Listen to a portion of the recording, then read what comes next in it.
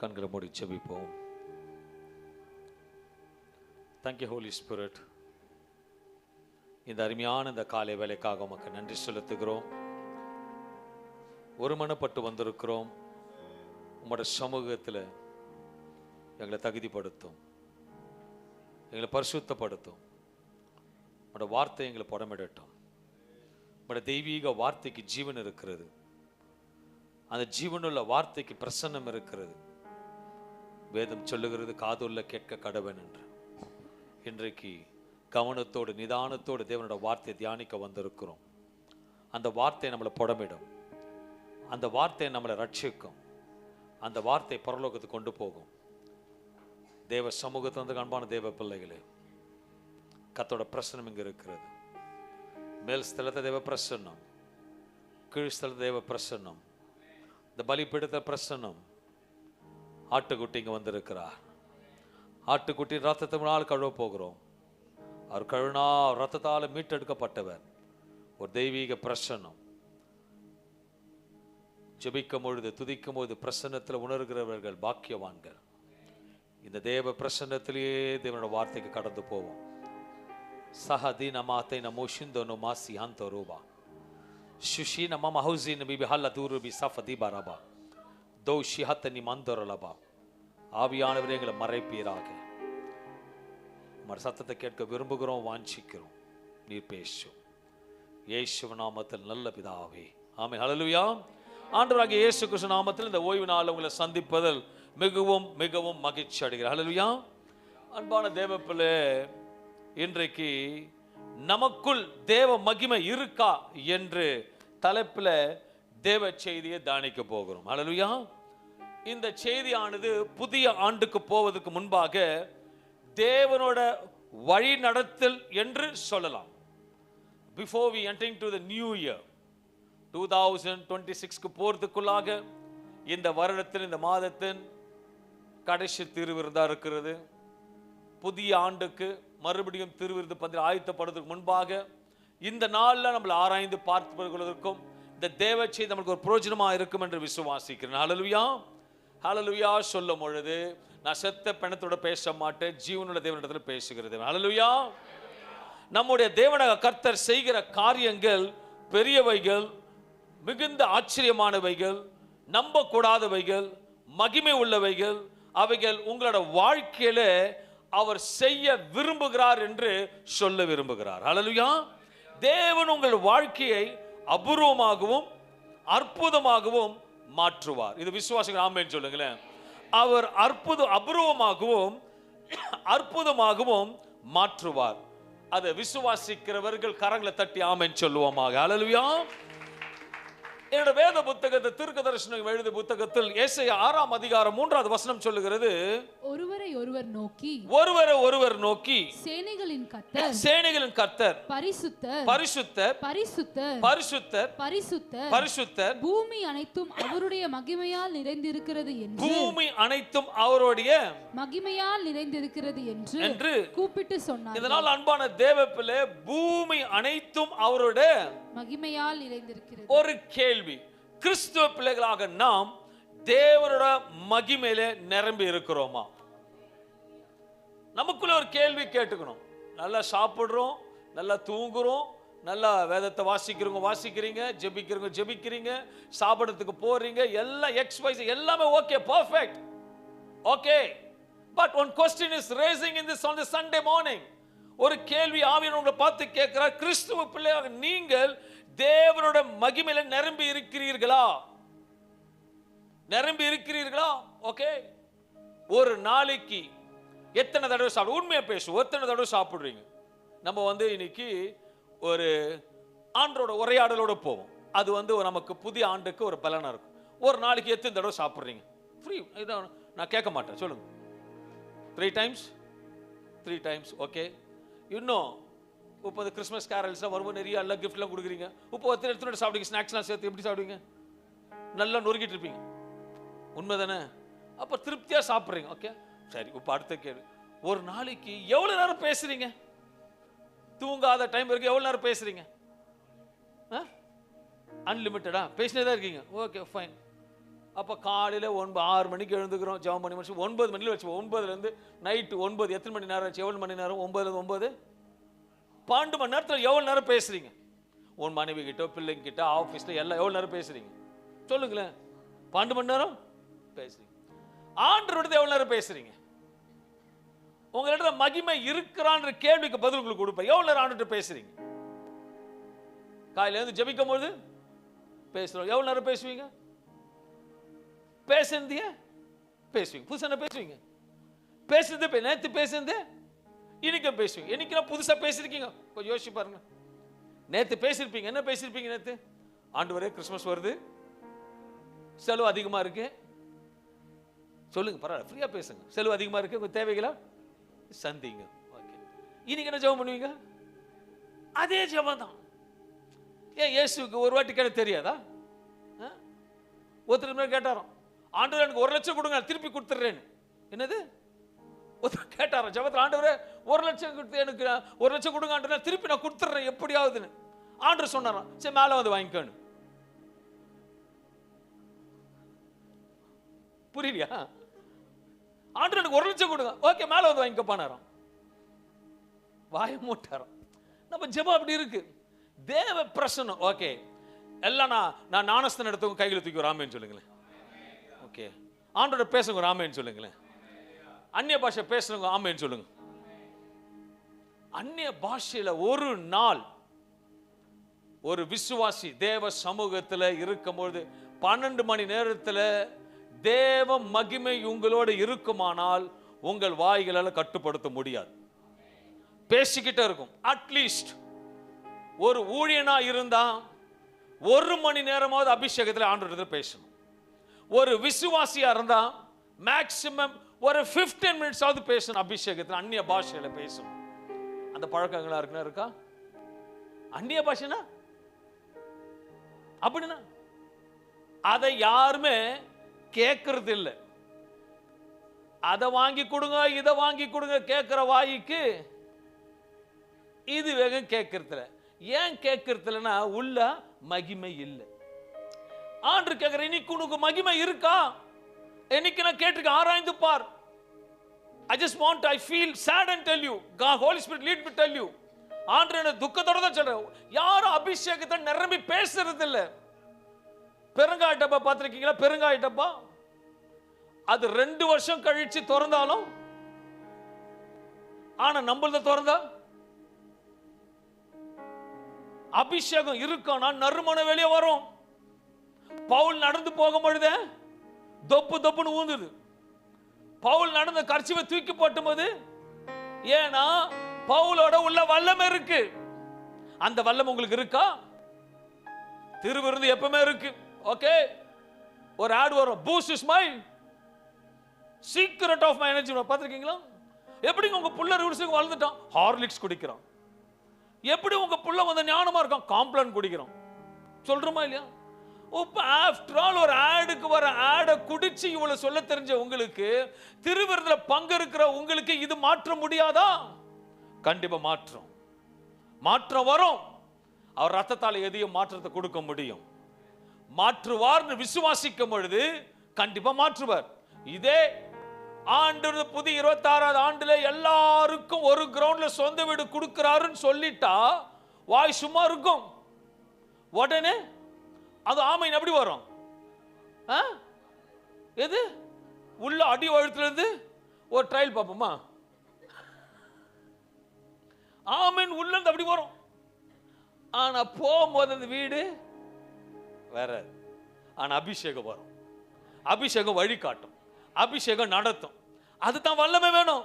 ஏன்னா சபையில தேவ மகிமை நிறைந்து இருக்கணும். தனிப்பட்ட உங்களோட வாழ்க்கையில தேவனோட மகிமை காணப்படுகிறதா என்று ஆராய்ந்து பார்க்க வேண்டும். மத்தேயு 18ஆம் அதிகாரம் 20ஆம் வசனம் சொல்லுகிறது, ஏனெனில் 2 பேராவது 3 பேராவது என் நாமத்தினாலே எங்கே கூடி இருக்கிறார்களோ அங்கே அவர்கள் நடுவிலே இருக்கிறேன் என்றார். இயேசு போன இடத்துல மகிமை விளங்கினது. இயேசு போன இடத்துல அற்புதம் நடந்தது. நீ தனி ஜெபத்துல உட்காரும் பொழுது நீயும் இயேசு உட்காரும் போது எத்தனை பேர் இருப்பீங்க? 2 பேர். அந்த 2 பேர் நீங்க ஜெபிக்க அந்நிய பாஷையில பேசின உடனே கை கோத்து உங்களோட பேசுவார், கை கோத்து ஜெபிப்பார். அதோட அனுபவம் தனி அனுபவம். நடந்து போகும்போது நான் உண்மையா சொல்றேன், அங்கிருந்து வரும்போது ஆண்டவருக்கு வெளிப்பாடுகளை கொடுத்துருவார் எனக்கு. ஏன்னா இயேசு என்னோட இருக்கிறார், மகிமை என்னோட இருக்கிறது. வியாதிகள் சுகமாகுதுல சேவியர் டாக்டருக்கு படிச்சுட்டு வரல, ஆனா மகிமை குணப்படுத்துகிறது, மகிமை விடுதலை கொடுக்கிறது. தேவ மகிமை என்றால் என்ன? What is the glory of the God என்ற நாமத்துக்கு நம்ம நாமத்தை தெரிந்து கொள்ள வேண்டும். பரிசுத்த துதி சோத்திருக்கும் பொழுது, பரிசுத்த ஸ்தலத்தில் தேவ ஜனமாக ஒருமனப்படும் பொழுது தேவனோட மகிமை அளவில்லாமல் காணப்படும்.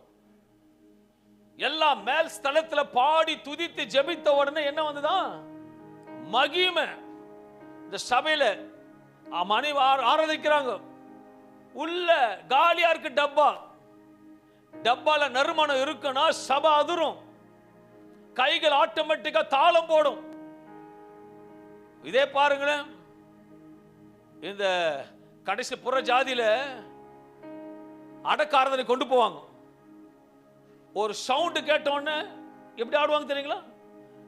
சரீரம் செத்து போன சரீரம் கூட உருளும். ஆனா தேவ பிள்ளைகளுக்கு அந்த மகிமை உள்ள இருந்தா கை நிக்காது.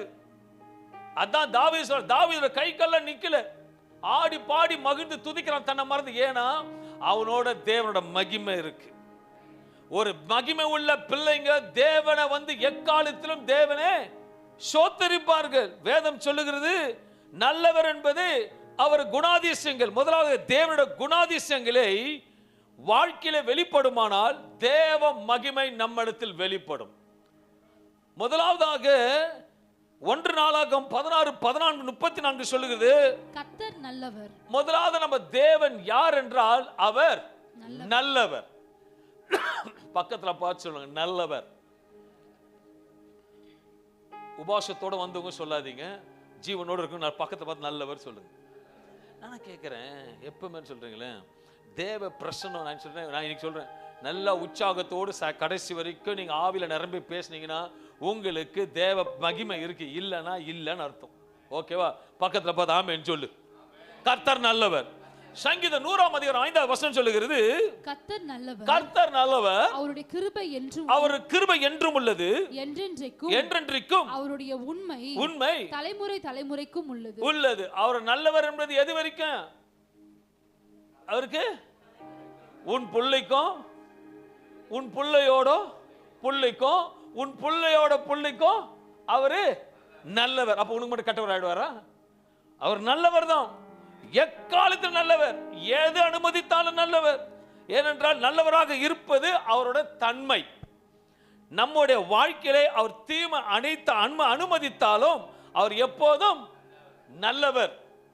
ரோமர் 8:28 சொல்லுகிறது, தேவனிடத்தில் அன்பு கூறுகிறவர்களுக்கு, தேவனிடத்தில் அன்பு கூறுகிறவர்களுக்கு சகலமும் நன்மைக்கு ஏதுவாக நடக்கிறது என்று, சகலமும் நன்மைக்கு ஏதுவாக நடக்கிறது அறிந்திருக்கிறோம். அவர் நல்லவர்ங்க. In all the situation is நல்லவர். யாக்கோபு 1:17 சொல்லுகிறது, நன்மையான எந்த ஈவும் பூரணமான எந்த வரமும் பரத்திலிருந்து உண்டாக்கி சேனைகளின் பிதாவினிடத்திலிருந்து இறங்கி வருகிறது. அவரிடத்தில் யாதொரு மாறுதலும் யாதொரு வேற்றுமையின் நிழலும் இல்லை. அவர்கிட்ட ஒண்ணுமே இல்லை. He is a perfect God. சொல்லுங்க, He is a அவர் மூலமா நம்ம படைக்கப்பட்ட எப்படி இருக்கணும்? பர்ஃபெக்ட்டா இருக்கணும். இருக்கிறோமா? ஹலோ, இன்னைக்கு இந்த ரத்தம் நம்மளை மாத்தும். அது விசுவாசிகளுக்கு மட்டும்தான் நடக்கும். ஹல்லேலூயா. ஒரு மாறுதல் வரணும். 2026 ஆண்டுல போகும்போது ஒரு மாறுதலோட போவதற்கு இன்றைக்கு தேவனோட பேசுகிற வார்த்தையாக காணப்படுதல் நம்பி விசுவாசிக்க வேண்டும்.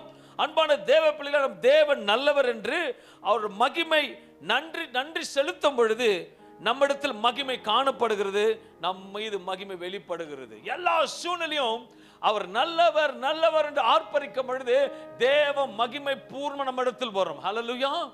He is a supernatural God. வேதத்தில் சில காரியங்களை பார்க்க முடியும்.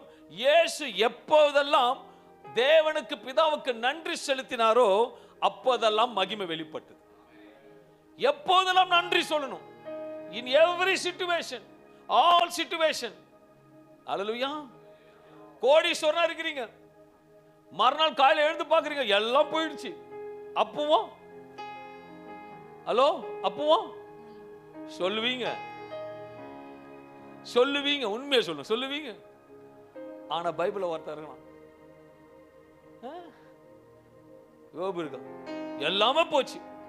நியூஸ் வருது, ஒட்டகலாம், ஹலோ குதிரைலாம், ஐயோ எல்லாம் சொத்தலாம், இவன் பிள்ளைங்க கூட போயிடுச்சு. ஆனாலும் அவர் தேவன் உண்மையா இருக்கிறார். அந்த உண்மை மகிமையை கொண்டு வரும். அந்த உண்மை தேவ பிரசன்னத்தின் மகிமையை கொண்டு வரும். தூஷித்து விடுன்ற மனைவி அவன் சொல்ற வார்த்தை அது சொல்லுங்களேன், சொல்லுங்களேன். சப்போஸ் உங்க வீடு இடிஞ்சு விழுந்துச்சு, ஐயோ நான் காயில இருந்து ஜெபம் பண்ணுகிறேன், உன்னால சொல்ல முடியுமா? ஹலோ, ஆனா உள்ள மகிமை இருக்குன்னா உன்னால சொல்ல முடியும். Serious, you should be trained up. எல்லா விஷயத்துக்கும் நல்லவர் சொல்லணும். சொல்ல முடியாத காரியத்தை சொல்லுவேன்னு இருப்பீங்கன்னா நிச்சயமா உங்களுக்கு பரலோகத்தோட இடம் இருக்கு. கண்டிப்பா சொல்றேங்க அன்பான தேவ பிள்ளைகளை, இங்க உலகம் நீங்க ஒண்ணு வாழ்ந்தா உலகமா வாழ்ந்து செத்துப்போ, வாழமான செத்துப்போ, வாழ்ந்து செத்துப்போ, இல்லையா இயேசுவுக்காக செத்துப்போ. ஆத்துல ஒரு காலு இருக்காது. உண்மையா சொல்லு, நம்ம எல்லாம் சோத்திர பலி சொல்றோம், நீ உண்மையா ஆண்டுக்கு உண்மையா இருக்கிற. இப்ப மணி ஆராதனை வேலை சொன்னாங்க, ஒரு மன்னிங்கன்னு, மனசை தொட்டு சொல்லுங்க, எல்லாம் மன்னிச்சிட்டீங்கன்னு. இயேசு மன்னிச்சிட்டாருன்னா அவர் எங்க தூக்கி போடுவாராம்? முதுகு. நீங்க தூக்கி போட்டிருக்கீங்க, ஒரு இன்சிடென்ட் ஆனா போதும் கடபார தூக்கின்னு வருவீங்க. இது ஒரு இன்சிடென்ட் உடனே கடபாரது கூத்துவீங்க. அப்ப அப்படின்னா அர்த்தம்னா நீ இன்னும் மன்னிக்கல, இன்னும் உன் சுபாவம் மாறல. இயேசு அப்படி இல்லைங்க, தூக்கி போட மறந்துட்டார். நம்ம அந்த சாயலுக்குள்ள வரணும். அந்த சாயலுக்குள்ள வரணும் தான் மகிமை உள்ள வரும், இல்ல மகிமை வராது. கர்த்தருக்கு ஸ்தோத்திரம் உண்டாவதாக. இயேசு எப்பொழுது போனா மகிமை வரணும்? தேவனை ஸ்தோத்திரித்தாராம். யோவான் 11ஆம் அதிகாரம் 40 வசனங்களை பார்க்கும் பொழுது இயேசு அவளை நோக்கி, நீ விசுவாசித்தால் தேவனுடைய மகிமையை வார்த்தை எங்கது? விசுவாசித்தால் தேவனுடைய மகிமையை காண்பாய். உனக்கு மகிமை நடக்கணும்னா நீ நல்ல ஒரு விசுவாசியா இருக்கணும். அல்லேலூயா. நல்ல விசுவாசினர் ஆமென் சொல்லி இருக்கும். அல்லேலூயா. நல்ல நீ விசுவாசித்தால் தேவனுடைய மகிமையை காண்பாய் என்று நான் உனக்கு சொல்லவில்லையா என்றார். அப்பொழுது மரித்தவன் வைக்கப்பட்ட இடத்தில் இருந்த கல்லை எடுத்து போட்டார்கள். இயேசு தம்முடைய கண்களை ஏறெடுத்து, பிதாவே, நீர் எனக்கு செவி கொடுத்தபடியினால் உம்மை ஸ்தோத்திரிக்கிறேன். நல்ல கவனிங்க. உப்பா என்ன நடக்குது? அவர் நினைச்சதா ஒரே நேரத்துல வெளியே வான்னு சொல்லிருக்கலாம். ஆனா அதற்கு முன்பாக ஒரு ட்ரையல் நடக்குது. சொல்ற வார்த்தை, உம்மை ஸ்தோத்திரிக்கிறேன், நீர் இப்பொழுதும் எனக்கு செவி கொடுத்திருக்கிறீர் என்று அறிந்திருக்கிறேன். ஆனாலும் நீர் என்னை அனுப்பினதை சூழ்ந்து நிற்கும் ஜனங்கள் விசுவாசிக்கும்படியாக அவர்கள் நிமித்தம் இதை சொன்னேன் என்றான். அவர் எதுக்கு இதை சொல்றாரு? ஜனங்களுக்கு நல்ல புரியணும். எக்காலத்திலும் தேவனை ஸ்தோத்திரிக்கணும். ஸ்தோத்திரிக்கும் பொழுது தேவ மகிமை இறங்கும். அதை நம்பி விசுவாசிக்கும் பொழுது இயேசுங்க ஸ்தோத்திரிக்கிறாரு. ஸ்தோத்திரித்து நன்றி செலுத்தின செத்த பெணமே எழுந்து வெளியே வருது. இயேசு எத்தனைக்கு உடனே வரலையே, உடனே வந்தாரு. இயேசு தாமதமாக செய்தாலும் அது மகிமைக்காக இருக்கும் என்று புரிந்து கொள்ள வேண்டும். பக்கத்துல பார்த்து சொல்லுங்க, தாமதமானாலும் இயேசு எதை செய்தாலும் அது மகிமைக்காக இருக்கும். காத்திருக்கிறது இருதயத்தை விரும்பினதோ ஜீவ விருட்சம் வரும். ஆமென். மேப்ல இங்க இருந்து மலேசியா பார்க்கிறதுக்கு எவ்வளவு தூரம் இருக்கும்? இவனோட தான் தெரியும். எடுத்து கை வச்சு தெரிஞ்சிடும். உண்மைதானே? ஆனா ஃபிளைட்ல போறதுக்கு 3 மணி நேரம் அதுக்கு காத்திருக்கிறல்ல. அல்லேலூயா. மலேசியா வந்துரும். ஆனா நீ லேண்ட் ஆவியான உனக்கே தெரியாது. அல்லேலூயா. டிக்கெட் வாங்கி உக்காந்துட்டோன்னா நான் மலேசியாவுக்கு போயிட்டு இறங்க போறேன். ஹலோ, நீ இறங்குவியா இறங்கலையான்னு ஆனா ஃபுல் கான்ஃபிடன்ட் இருப்ப. போயிட்டு செல்ஃபி எடுக்கணும், நம்பிக்கை. ஆனா அதை சொல்றாரு, அதை காட்டிலும் என் வார்த்தையில நம்பிக்கையார்.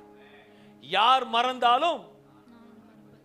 மறந்தாலும் அப்படின்னா மனுஷன் உன்னை மறந்துடுவான், புருஷன் உன்னை மறந்துடுவான், அண்ணன் உன்னை, தம்பி உன்னை, லவ்வர் உன்னை எல்லாம் மறந்துடுவான். ஆனா இயேசு அவர் தான் சொல்றார். ஏன்னா தாய் தப்புன பெத்த தாய் கூட மறந்துடுவாளாம். நான் சொல்லுங்க, பைபிள் சொல்லுது. உன் தாய் சொல்லுங்க வசனம் இல்ல, தாய் உன்னை மறந்தாலும் நான் உன்னை. அப்படி இன்டைரக்ட் ஸ்பீச் என்ன கொடுக்கிறாருன்னா, உலகத்துல எல்லாமே உன்னை மறந்துடுவான், நான் உன்னை மறக்க மாட்டேன். அவர் தான் சொல்றாரு, அப்பா நான் உன் ரத்த சிந்தின, நான் உன்னை என்னைக்க மறக்க மாட்டேன், என்ன மட்டும் பிடிச்சிக்கோ, அற்புதம் நடக்கும். இப்படித்தான் வந்து தொட்டா அற்புதம் நடந்தது. நீ பேசிட்டே இருக்கிற, உன் ஜெபத்துக்கு பதில் தர மாட்டாரு. சோத்திரம் பண்ண மகிமை வரும். உங்களுக்கு காரியம் தாமதமானாலும் அது மகிமைக்காக இருக்கும். மத்திய 14ஆம் அதிகாரம் 16-20 வசனங்களை வாசிக்கும் பொழுது, இயேசு அவர்களை நோக்கி, அவர்கள் போக வேண்டுவதில்லை, அவரோட வார்த்தையை தாகத்தோட கேட்க வந்திருக்கிறாங்க. வசனம் வாசிப்போம். நீங்களே அவர்களுக்கு போஜனம் கொடுங்கள் என்றார். அதற்கு அவர்கள், இங்கே எங்களிடத்தில் 5 அப்பமும் 2 மீன்களுமே அல்லாமல் வேறொன்றும் இல்லை என்றார்கள். வேற ஒன்றும் இல்லை என்றார்கள். அவைகளிடத்தில் கொண்டு வாருங்கள் என்றார். அந்த 5 அப்பங்களையும் அந்த 2 மீன்களையும் எடுத்து வானத்தை அண்ணாந்து பார்த்து ஆசீர்வதித்து அப்பங்களை பிட்டு சீஷரிடத்தில் கொடுத்தார். சீஷர்கள் ஜனங்களுக்கு கொடுத்தார்கள். எல்லோரும் சாப்பிட்டு திருப்தி அடைந்தார்கள். எங்க என்ன நடக்குது? சம்பவத்தை மீனியும் அப்பத்தர் கையில கொடுத்த உடனே வானத்தை அண்ணாந்து பார்த்து ஆசீர்வதித்தார். அவர் சோத்தரிக்கிறாரு. சோத்தரித்த உடனே திருப்தி வருகிறது. சோத்தரிக்கும் போது மகிமை வரும். தேவ பிள்ளைகளே, இயேசுவே எல்லா காரியத்துக்கும் சோத்தரிக்கிறபடியாக நாம் கற்றுக்கொள்ள வேண்டும். எவ்ரி சிச்சுவேஷன் என் தேவனை சோத்தரிக்கும் பொழுது மகிமை வெளிப்படும். ஒவ்வொரு நாளும் எல்லா விஷயங்களும் சோத்தரிக்க வேண்டும். சங்கீதம் 50:23 சொல்லுகிறது, ஸ்தோத்திர பலியிடுகிறவன் என்னை மகிமைப்படுத்துகிறான். இன் எவ்ரி சிச்சுவேஷன் எல்லாரும் ஸ்தோத்திரப்படுத்தணும். பிசாசு நம்ம வஞ்சிக்காதபடிக்கு, இயேசுவுக்கு நன்றி செலுத்தாதபடிக்கு தடை பண்ணுவான். நம்முடைய மகிமையை அவன் திருடுவான். நல்லா புரிஞ்சுக்கோங்க அன்பான தேவ பிள்ளைகளை. ஒரு இடத்துக்கு அர்ஜென்ட்டா போயிட்டு இருக்கீங்க, கார்ல போயிட்டு இருக்கீங்க. பிசாசு காரை திருட மாட்டான், சாவியை திருடிப்பான். புரிஞ்சுக்கிறீங்களா?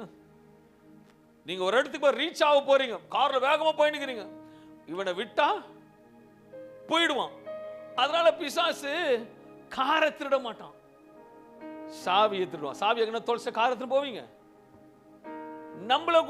நம்ம கூட தேவன் கிட்ட மகிமை பெறாதபடிக்கு தடை செய்வான். ஆனா தடையை மீறி போகும்போது தான் கர்த்தரோட மகிமை வெளிப்படும்.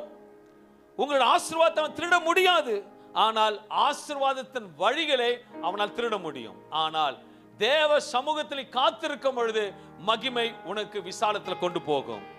வேதம் சொல்லுகிறது, ஏசாயா 6:3 சொல்லுகிறது, பூமி அனைத்தும் அவருடைய மகிமையால் நிறைந்திருக்கிறது. மகிமையினாலே நிறைந்திருக்கிறதா? இந்த நாள் அன்பான தேவ பிள்ளைகளே, இன்று தியானத்துக்காக கர்த்தர் கொடுத்த வார்த்தையாவது சங்கீதம் 111ஆம் அதிகாரம் 2-4 வசனங்களை வாசிப்போம். கர்த்தரின் செயல்கள் பெரியவைகளும் அவைகளில் பிரியப்படுகிற எல்லாராலும் ஆராயப்படுகிறவர்களுமாய் இருக்கிறது. நல்ல கவனிக்க, கர்த்தர் செய்கைகள் பெரியவைகளும் அவைகளில் பிரியப்படுகிற எல்லோரும் ஆராயப்படுகிறவருமாய் இருக்கிறது. நம்ம ஆராயணுங்க தேவனோட சமூகத்துல. He's not a small God, he's a big God. பக்கத்துல பாட் சொல்லுங்க, he's a big God. He's a big God. ஆனா நம்ம என்ன நினைச்சுக்கிறோம், ஒரு சாதா கரோப்புல போல இருக்கிறோம். No, he's a big God. பக்கத்துல பாட் சொல்லுங்க, he's a big God. தமிழ்ல கூட சொல்லலாம், ஒரு பெரிய தேவன். ஒரு இட்லி சாப்பிடும்போது வாய் ஆன் திறக்கிறீங்க, வாய் திறந்து சொல்லுங்களா, தேவன் பிரதர், அவர் பெரிய தேவன், அவர் பெரிய தேவன் சொல்லி பாருங்களேன். தவுலோண்டு பையன் சொல்லுங்க, அப்பா யார் தருமானுவான். அப்ப அவனுக்கு அப்படி எப்படி சொல்ல, நம்ம எப்படி சொல்றோம், அவரு கொஞ்சம் ரியாக்ஷன் காட்டுவான், அவர் பெரிய தேவன், பெரிய தேவன் கூட இருக்கிறார். அந்த விசுவாசம் நமக்கு. அவர் சொல்லுகிறாரு, அவைகளே பிரியப்படுகிற அவைகளில் பிரியப்படுகிற எல்லாராலும் ஆராயப்படுகிறவர்களுமாய் இருக்கிறது. அவருடைய செயல் மகிமையும் மகத்துவம் உள்ளது. அவருடைய நீதி என்றென்றைக்கும் நிற்கும். அவர் தம்முடைய அதிசயமான செய்கைகளை நினைவு கூறும்படி செய்தார். கர்த்தர் இரக்கமும் மன உருக்கமும். அவர் நல்லவர் மாற்றமில்லை. எப்படிப்பட்ட தேவன்? இரக்கமும் மன உருக்கம் உள்ளவர். அன்பான தேவன், நம்முடைய தேவன் ஆண்டவருடைய செய்கைகள் பெரியவைகள். ஆண்டவர் நமக்கு பெரிய காரியங்களை செய்திருக்கிறார் என்று பெரிய காரியங்களை செய்ய விரும்புகிறார். இன்னும் பெரிய காரியங்களை செய்வார்.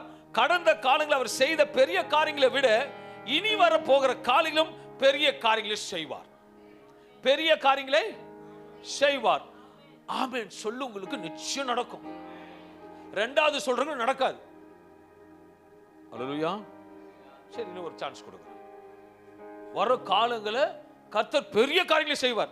ஆமென். இதத்தான் ஃபர்ஸ்ட் அவர் கேட்கிறார். அல்லேலூயா. ஒரு பழமொழி சொன்னாங்க பைபிள்ல, தூங்குறவங்கள தூங்குற மாதிரி நீங்க எந்த லிஸ்ட்ல இருக்கீங்க எனக்கு தெரியல. ஆமென் சொல்லுவோமே, ஆமென் சொல்லுவோமே. என் தேவன் நல்லவர். வரும் காலங்களில் சொல்லுங்க, வரும் காலங்களில் கர்த்தர் எனக்கு பெரிய காரியங்களை செய்வார். விசுவாசிங்க. அல்லேலூயா. அல்பதனமா குடிசை வாங்குறேன்னு சொல்லாதீங்க. நான் எல்ஐசி வாங்குவேன்னு சொல்லுங்க. அல்லேலூயா. சொல்லுங்களேங்க. பைபிள்ல காசு கொடுங்க அப்பதான் சொல்லணும்னு சொல்லியிருக்காரா? இல்லையே. விசுவாசிக்கிறவனுக்கு விசுவாசிங்க.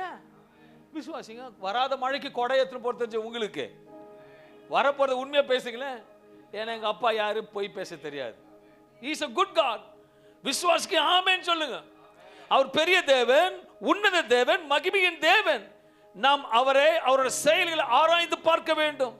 எவ்வளவு மகிமையான தேவன் என்னோடு இருக்கிறார், எவ்வளவு மகிமையான இடத்துல என்னை வைத்திருக்கிறார், எவ்வளவு மகிமையான ரட்சிப்பை எனக்கு கொடுத்திருக்கிறார். என் பாவத்திலிருந்து மீட்டெடுத்தார், என் சாபத்திலிருந்து மீட்டெடுத்தார், என் பிசாசு பிடித்து மீட்டெடுத்தார் என்று மகிமைப்படுத்த வேண்டும். மோசேயின் வாழ்க்கையில தேவன் மகிமையாக இருந்தார்.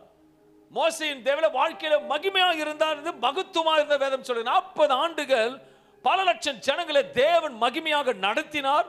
தண்ணீரை கொடுத்தார். அவர்கள் வேண்டிக் கொண்டு கேட்ட பொழுது மேகத்திலிருந்து ஆகாயத்திலிருந்து ஆகாரங்களை கொடுத்த தேவன். அவர் செயல்கள் சமுத்திரத்திலிருந்து காடைகளை கொண்டு வந்த தேவன். ஏனென்றால் மோசையோட உரையாடல் மகிமையின் தேவனிடத்தில் இருந்தபடியாக மகிமையின் தேவன் மோசை மூலமாக மகிமையான காரியங்கள் சம்பவித்தது. அல்லேலூயா. உன் வாழ்க்கையில மகிமை வேணும்னா நீ மகிமையாக மாறணும். நீ மகிமையாக மாறும் பொழுது காரியங்கள் உனக்கு மகிமையாக மாறும்.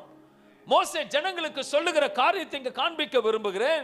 லேவியராகமம் 9ஆம் அதிகாரம் 4, 5, 6 வசனங்கள் எடுத்து வாசிப்போம். சமாதான பலிகளாக ஒரு காளையும் ஒரு ஆட்டுக்கடாவையும் எண்ணெயிலே பிசைந்த போஜன பலியையும் கொண்டு வாருங்கள். இன்று கர்த்தர் உங்களுக்கு தரிசனமாவார் என்று சொன்னார். மோசே கட்டளையிட்டவைகளை அவர்கள் ஆசரிப்பு கூடாரத்துக்கு முன்பாக கொண்டு வந்தார்கள். சபையார் எல்லோரும் சேர்ந்து கர்த்தருடைய சந்நிதியில் நின்றார்கள்.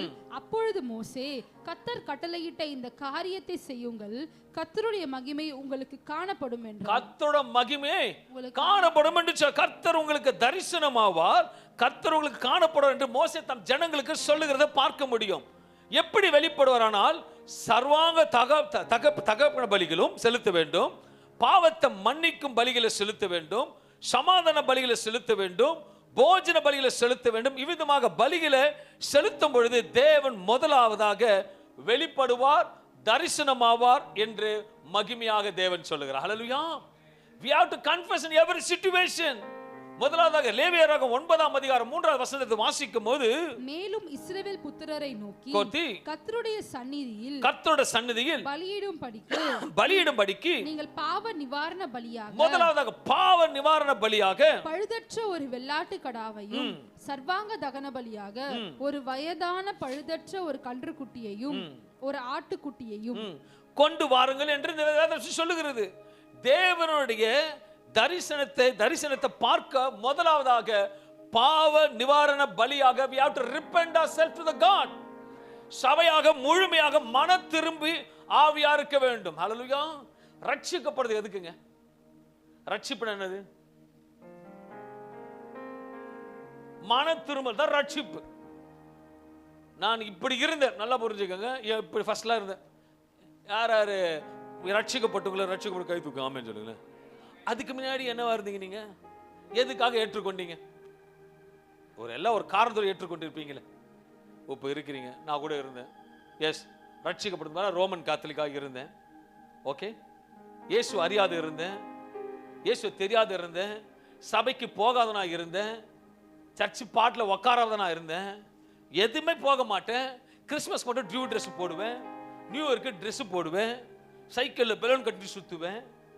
இதுதான் தெரிஞ்சது. ஆனால் ரட்சிப்புன்னு வந்த உடனே இயேசு அறிந்து கொண்டேன். இயேசு அறிந்து கொண்டேன். தீய படுத்து விட்டேன், புகையா விட்டேன், என்னது ரவுண்ட் ரவுண்டா விட்டேன். இப்ப கர்த்தர் மாத்தி ரட்சிப்பு இருக்காரு. அல்லேலூயா. ஃப்ரெண்ட்ஸோட எப்பனா ரொம்ப குஷியா இருந்தா கொஞ்சம் கட்டிங் போடுவேன், வெக்கப்படுறேன்.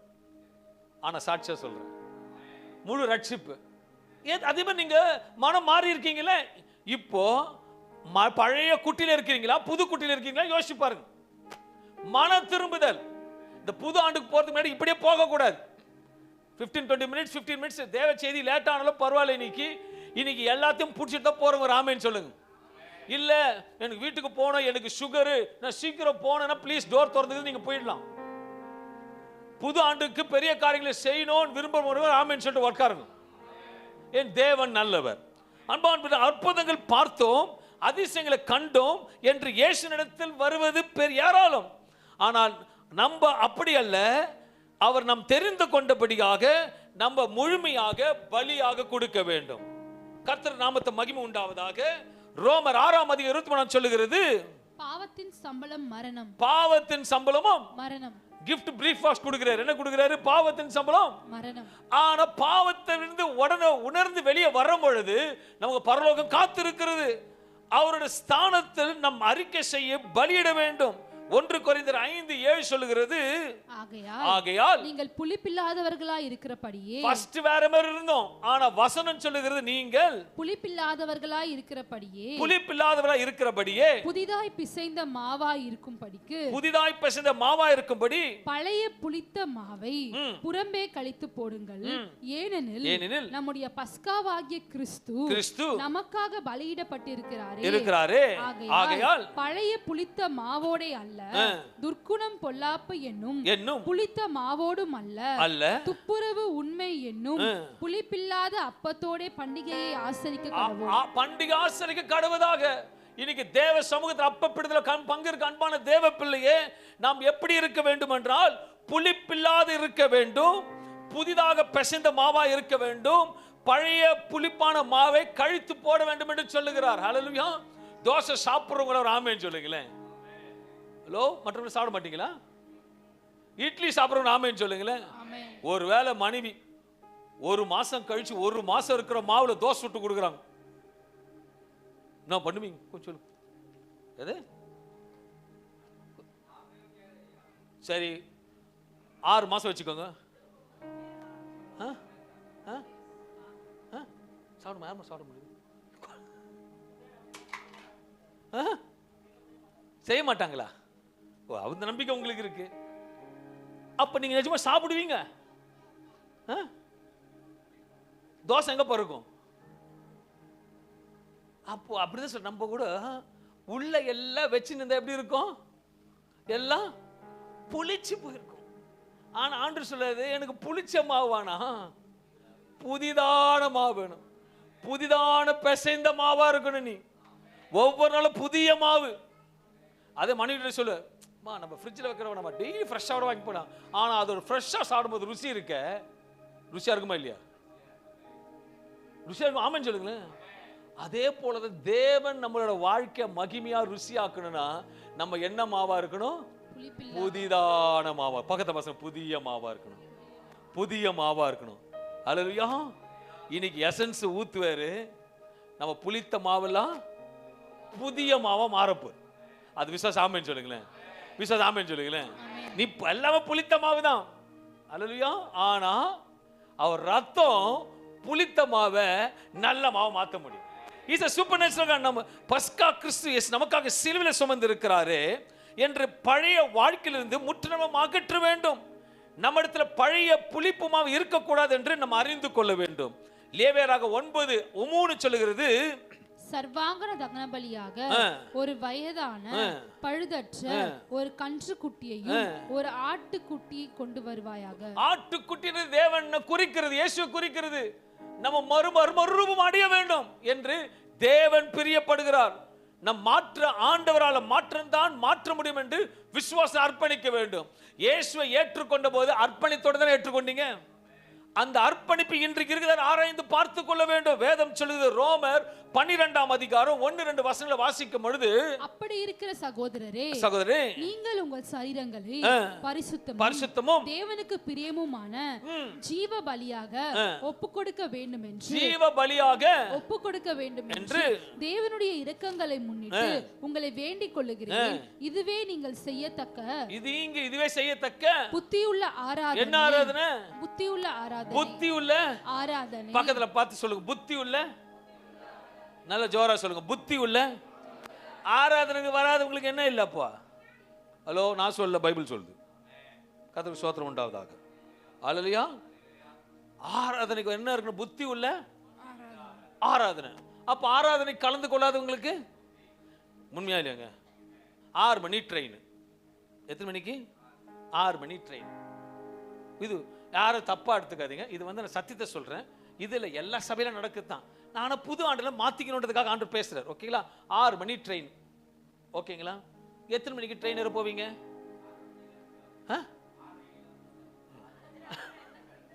6 மணி ட்ரெயின். எத்தனை மணிக்கு? அப்ப என்ன இருக்கு நமக்கு? புரிய வைக்கிறவங்களுக்கு என்ன இருக்கு? ஜோரா சொல்லுங்க சபைய. ஐயான்னு கேட்கலையே. புத்தி இருக்கு. பக்கத்தை பார்த்து சொல்லுங்க. சொல்லுங்க, பரவாயில்ல. புத்தி இருக்கு. ஒரு ஆக்ஷன் காட்டுங்க. புத்தி இருக்கு. நீங்களும் சொல்லுங்க, புத்தி இருக்கு ட்ரெயினுக்கு போறதுக்கு. ஓகேங்களா? சபை 7:30 மணிக்கு. அப்ப என்ன இல்ல? எப்பா நான் இல்ல, பைபிள் கரெக்டா சொல்லுது. இதுக்கு எனக்கு இது சொல்றாருன்னா மகிமைக்காக சொல்றேன். அன்பான தேவ பிள்ளை யாரையும் குற்றப்படுத்த, அவனுக்கு வேலை தான் இருக்கும். நான் இல்லைன்னு சொல்ல, நான் தப்பாவே சொல்ல. எல்லாருமே நீங்க லேட்டா வந்தாலும் எனக்கு ஒரு மணி, ஐ அம் ஹாப்பி. 8 மணிக்கு வந்தா ஹாப்பி. ஏன்னா காணிக்க டைம் 8:45 தான். ஓகே. ஆனாலும் நான் இதை சொல்றேன்னா எதுக்கு தெரியுமா? நீங்க என் கூட மேல வரணும். இந்த இன்ஜின் மட்டும் போக கூடாது, கூட பொட்டிங்களும் வரணும். ஆண்டது எதிர்பார்க்கிறார். இப்படித்தான் அந்த காலத்திலேயே இயேசு அந்த பக்கம் நிக்க வச்சிட்டாங்க, அந்த பக்கம் பர்னபா நிக்க வச்சிட்டாங்க. நடுவுல ராஜா கேட்கிறான், எப்பா இந்த 2 பேர்ல யாரை விடுவீங்கன்னு சொல்லு. யாரை சொல்லுவாங்க? என்ன சொல்லிக்குது பைபிள்ல? பர்னபாஸ். அவன் யாரு? கல்ல. அப்ப ஜனங்களுக்கு என்ன இல்ல? ஜோரா சொல்லு, புத்தி இல்ல. மகிமையை விட்டுட்டாங்க, திருடனை பிடிச்சிக்கிறாங்க. இப்ப கூட நம்ம என்ன பண்றோம்? மகிமையை விட்டுறோம், சாவியை திருடு போட பின்னாடி ஓடுனுக்கிறோம். அன்பான தேவ பிள்ளைகளே, தேவ சபையில இன்னைக்கு நான் சொல்றேன், புதிய ஆண்டுல புதிய காரியத்தை செய்ய போகிறார். உங்களுக்கு பெரிய காரியங்களை செய்ய போகிறார். இது விசுவாசம். பெரிய காரியங்க. நான் திரும்ப சொல்றேன், பெரிய காரியங்களை செய்ய போகிறார். இது விசுவாசி. சரி, நான் ஒன்னு கேட்கிறேன். ஓகே, இப்ப பெரிய காரியம் எவ்வளவு பெருசு வேணும் உங்களுக்கு? சொல்லுங்க. எவ்வளவு பெருசு வேணும் சிஸ்டர் உங்களுக்கு? வீடு கட்டணும்ல? உங்களுக்கு வீடு கட்டணும்ல? கிரக பிரவேசம் பண்ணல? என்ன கோட் ஷூட்னு காத்துனுக்குது.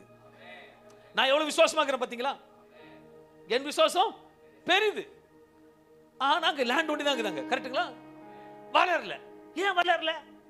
எருவு இல்ல. எருவு போட்டா ஆட்டோமேட்டிக்கா பூ பூக்கும். மகிமை உள்ள வந்தா காரியங்கள் வாய்க்கும். நான் சொல்றேன், இப்ப டேவிட் கர்த்தர் பெரிய காரியம் செய்ய போறாரு பிரதர்.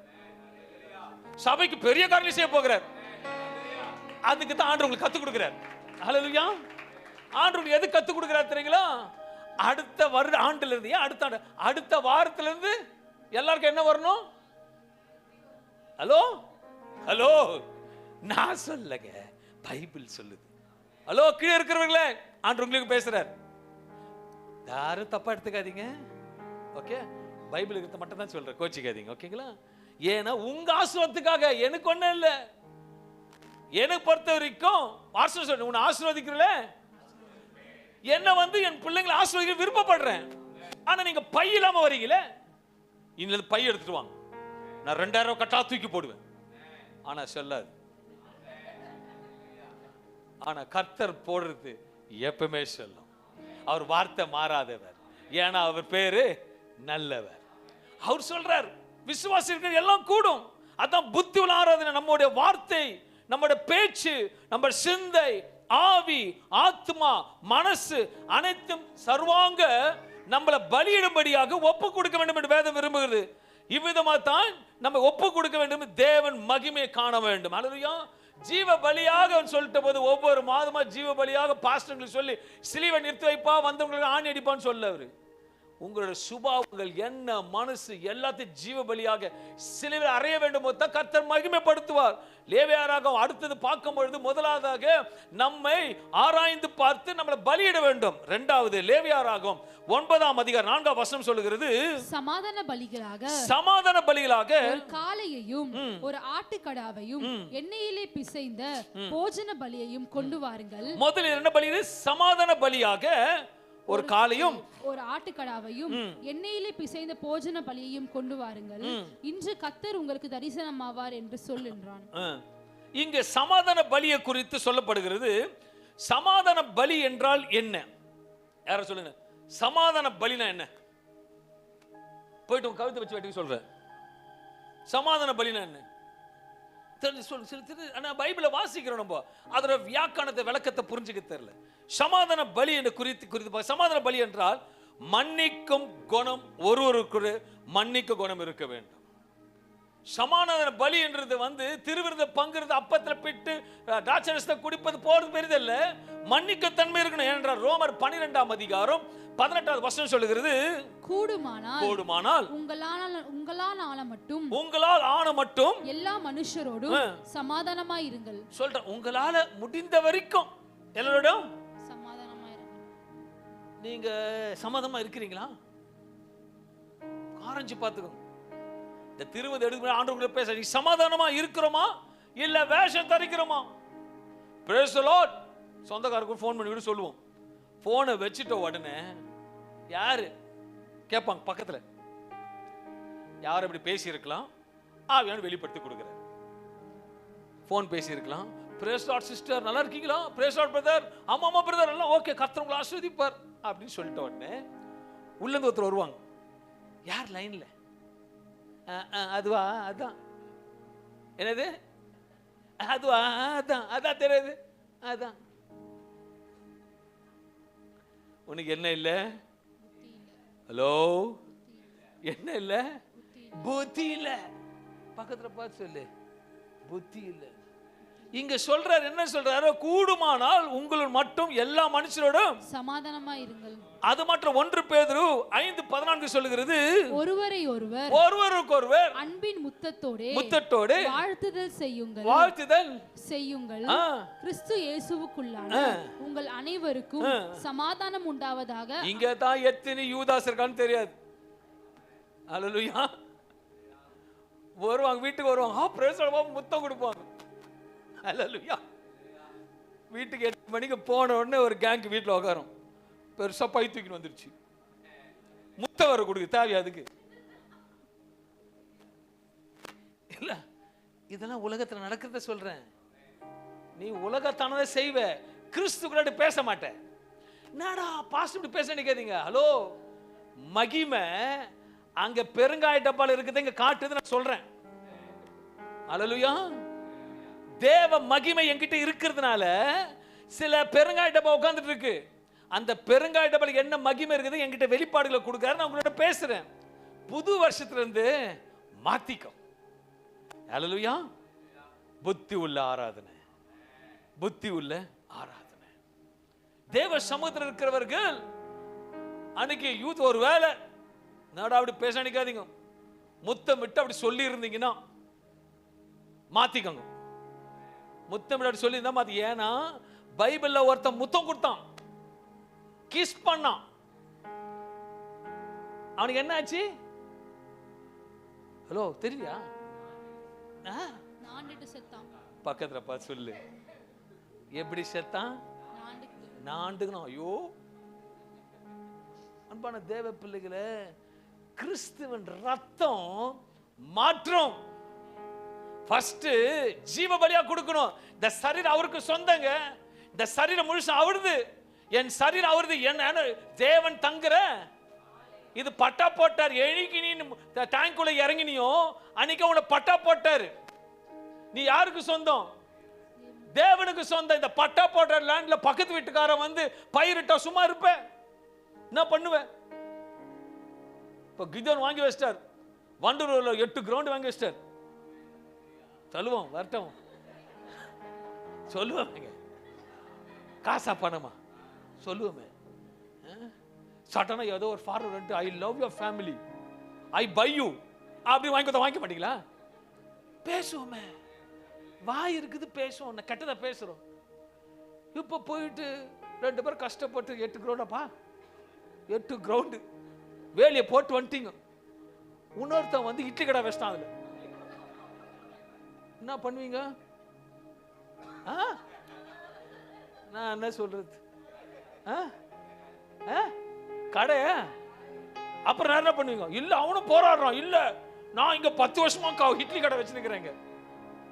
முதல் தப்பு, நீ பட்டா போட்டது உன்னை பராமரிக்கல, வேலி அடிக்கல. ஒண்ணு. ரெண்டாவது வந்தவனுக்கு என்ன வருது? ஏன்னா 8 கிரவுண்ட் யாருது? உங்களுது. இந்த சரீரம் யாருது? தேவன்து. அப்போ நீ பண்ணினா அவர் என்ன பண்ணுவாரு?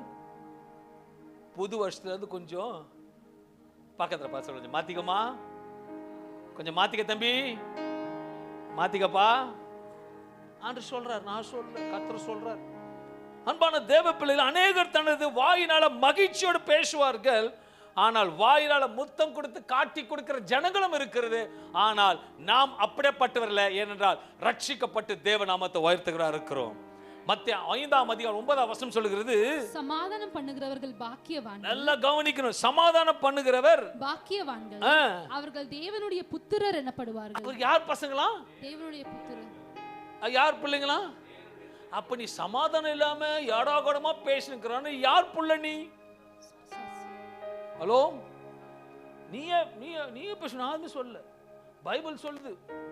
வசனம் கிளியரா பொறுமையா படிமா. சமாதானம் பண்ணுகிறவர்கள் பாக்கியவான்கள், அவர்கள் தேவனுடைய புத்திரர் எனப்படுவார்கள். தேவனுடைய புத்திரர் எனப்படுவார்கள். நீ ஏடாகோடமா பேசி இல்லன்னு ஏதோட பண்ணினா நீ யாரோட பிள்ளை? அந்த மாதிரி பேசுறாங்கன்னா உங்களை பார்த்து யாரோ தேவை பேசுறாங்க, நீங்க ஒன்னும் பேசாதீங்க, சைலண்டா இருக்கும். உள்ள என்ன சொல்லணும் சொல்லுங்க? உள்ள நீங்க பேசிக்கணும். பிசாசு பேசுது. என்னது? பிசாசு பேசுது. வீட்டாண்ட பிசாசு வந்து கத்துது. கவலையே படாத, ஏன்னா அவங்க பிசாசு சார்ந்தவர்கள். தேவனுடைய பிள்ளைகளுக்கு சமாதானம் நற்குணமும் ஜீவபலியா கொடுத்திருக்க வேண்டும். வேதம் சொல்லுது, எபேரியர் 12ஆம் அதிகாரம் 14ஆம் வசனம் சொல்லுகிறது, யாவரோடும் சமாதானமா இருக்க பரிசுத்தம் உள்ளவர்களாய் இருக்கவும் நாடுங்கள். பரிசுத்தம் இல்லாமல் ஒருவனும் கர்த்தரை தரிசிப்பதில்லை. பரிசுத்தம் இல்லாமல் ஒருவனும் தரிசிப்பதில்லை. முதல் ஜீவபலி, இரண்டாவது சமாதான பலியை கொடுக்க வேண்டும் என்று தேவன் விரும்புகிறார். மார்க் 11ஆம் அதிகாரம் 25-26 வசனம் சொல்லுகிறது, நீங்கள் நின்று ஜெபம் பண்ணும்போது ஒருவன் பேரில் உங்களுக்கு யாதொரு குறை உண்டாய் இருக்குமானால் பரலோகத்தில் இருக்கிற உங்கள் பிதா உங்கள் தப்பிதங்களை உங்களுக்கு மன்னிக்கும்படி அந்த குறையை அவனுக்கு மன்னியுங்கள். நீங்கள் மன்னியாதிருப்பீர்களானால் பரலோகத்தில் இருக்கிற உங்கள் பிதாவும் உங்கள் தப்பிதங்களை மன்னியாதிருப்பார். எப்படி மன்னிப்பாரு? அல்லேலூயா. நீ அங்க மன்னிச்சதான உன்னை மன்னிப்பாரு. நீ மன்னி. இன்னைக்கு ஆண்டு சொல்ற எல்லாத்தையும் மனதார மன்னி. பழைய நினைவோட எல்லாத்தையும் மன்னிக்கும் பொழுது தேவ பிரசன்னம் கருணையான வல்லமை உங்கள் மூலமா வெளிப்படும். சமாதானம் இருக்கிற பலியை தான் தேவனோட மகிமையை கொண்டு வரும். ஜீவ பலியாக கொடுக்கிற பொழுதுதான் தேவனோட மகிமை கொண்டு வரும். மூன்றாவது லேவியராகும் 9ஆம் அதிகாரம் 4ஆம் வசனம் சொல்லுகிறது, சமாதான பலிகளாக ஒரு காளையையும் ஒரு ஆட்டுக்கடாவையும் எண்ணெயிலே பிசைந்த போஜன பலியையும் போஜன பலியும் கொண்டு வாருங்கள். போஜன பலி என்றால் சொல்லும் போது தானியங்களுக்கு இடித்து அதை மாவாக்கி மறுபடியும் அதை சீர்படுத்தி இடித்து எண்ணெயை ஊற்றி கொடுப்பது தான் போஜன பலி.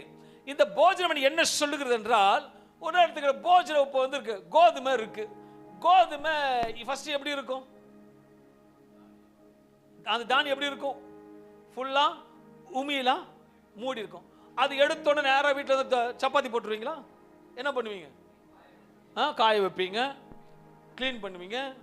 அப்புறம் அதை நம்ம கிட்ட வரதெல்லாம் இடிச்சு ஆட்டோமேட்டிக்காக கோதுமையை கொடுப்பாங்க. திருப்பி கோதுமையை நீங்கள் என்ன பண்ணுவீங்க? கிளீன் பண்ணி அரைப்பீங்க. திருப்பி 1க்கு 2 வாட்டி மிஷினில் எதுக்கு மாவு?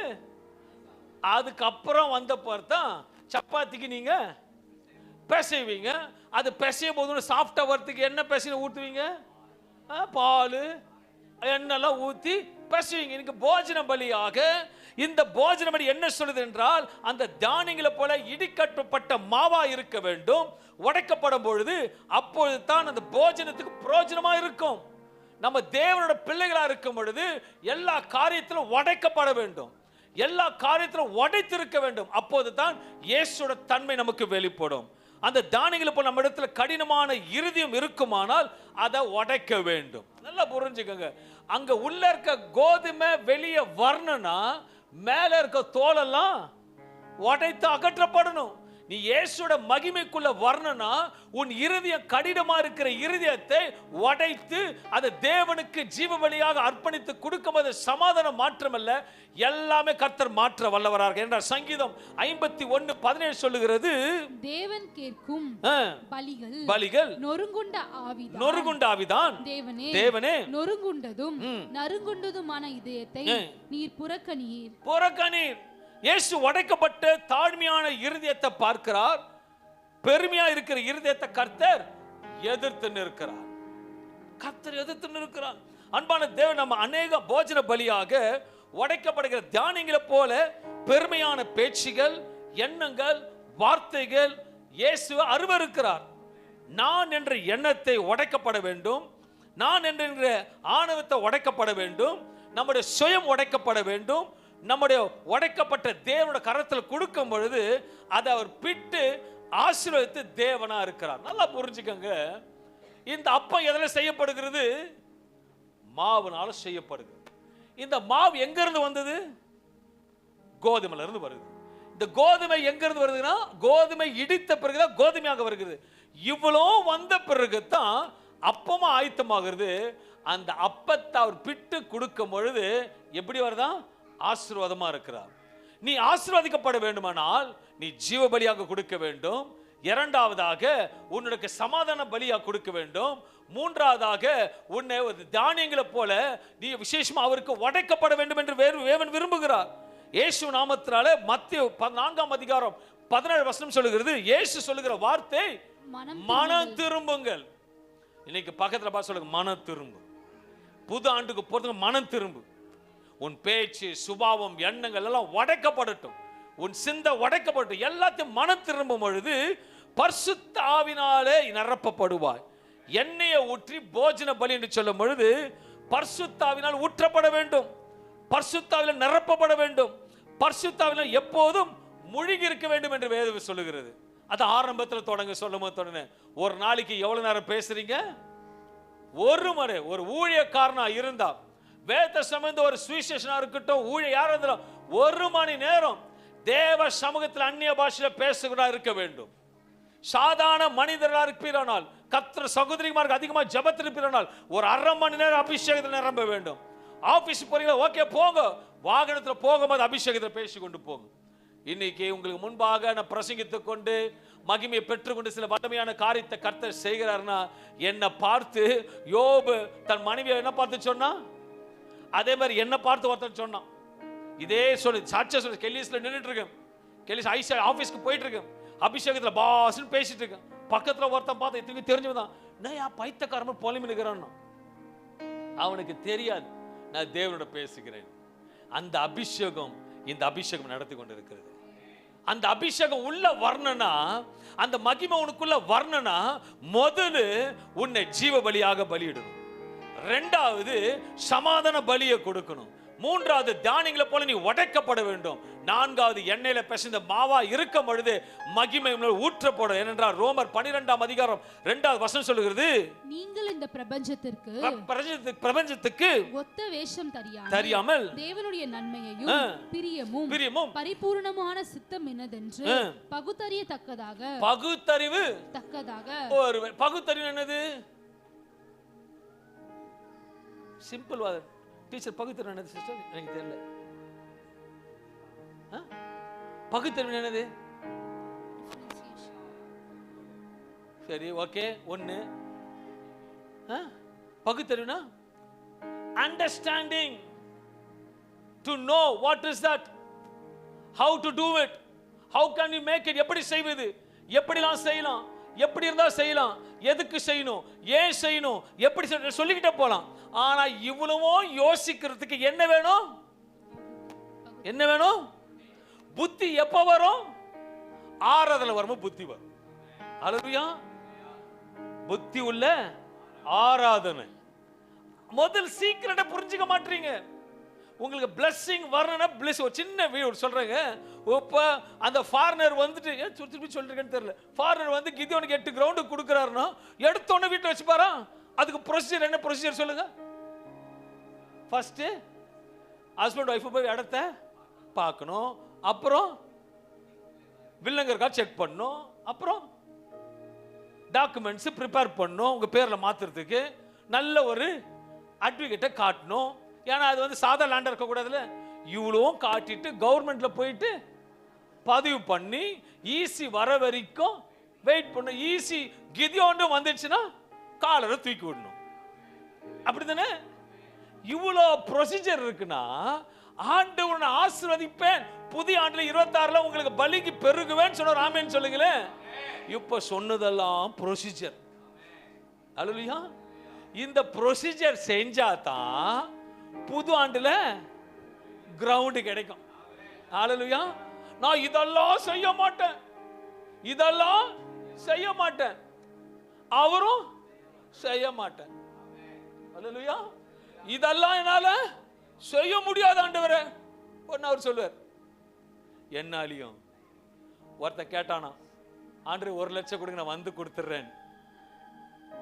ஏசப்பா சொன்னாராம், மேல 1 லட்சம் தரேன். அந்த கதை தான் இந்த கதை. அல்லேலூயா. ஷார்ட் அண்ட் ஸ்வீட்டா சொல்ற அன்பான தேவ பிள்ளைகளை அவரிடத்துல முழுமையாக ஒப்பு கொடுக்கும் பொழுது உன் மீது மகிமை காணப்படும். தேவன் உங்களை தரிசனமாக கர்த்தர் கொண்டு போவார்.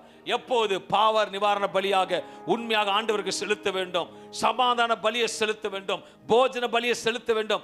இவ்விதமான பலிகளை நீ செலுத்தும் போது ஆண்டவர் பலத்த கரத்தினால உன் மீது இறங்கி வருகிறதை நீ உணர முடியும், உன் கண்கள் பார்க்க முடியும். ஹல்லேலூயா. கண்களை மூடும். Thank you Holy Spirit. இந்த அருமையான வேளை திருவிருந்துக்கு போவதற்கு முன்பாக தேவ சமூகத்தில் இருக்கிறோம். என் தேவனுடைய வார்த்தை கேட்டபடியே என் கர்த்தரோட பிள்ளைகளை நடத்தி ஆசீர்வதிக்க போவதற்காக நன்றி ஆண்டவரே. தன்னை ஒப்பு கொடுக்கட்டும், ஜீவ பலியாக ஒப்பு கொடுக்கட்டும், சமாதான பலியை கொடுக்கட்டும். நான் என்று இல்லை, என் தேவன் என்று ஒப்பு கொடுக்கட்டும். அப்படி செய்ய போவதற்காக நன்றி. இந்த பந்தியின் நேரம் வருகிறது. என் கர்த்தர் அனைத்து ஒப்பு கொடுக்கும்படி ஜெபிக்கிறேன். கர்த்தர் வார்த்தைகளை கொடுத்ததுக்காக நன்றி செலுத்தி ஆசீர்வதிக்கிறேன். பெரிய காரியங்களை செய்யும் இயேசு நாமத்தில் நல்ல பிதாவே. ஆமென், ஆமென், ஆமென். கர்த்தர் உங்களை ஆசீர்வதிப்பாராக.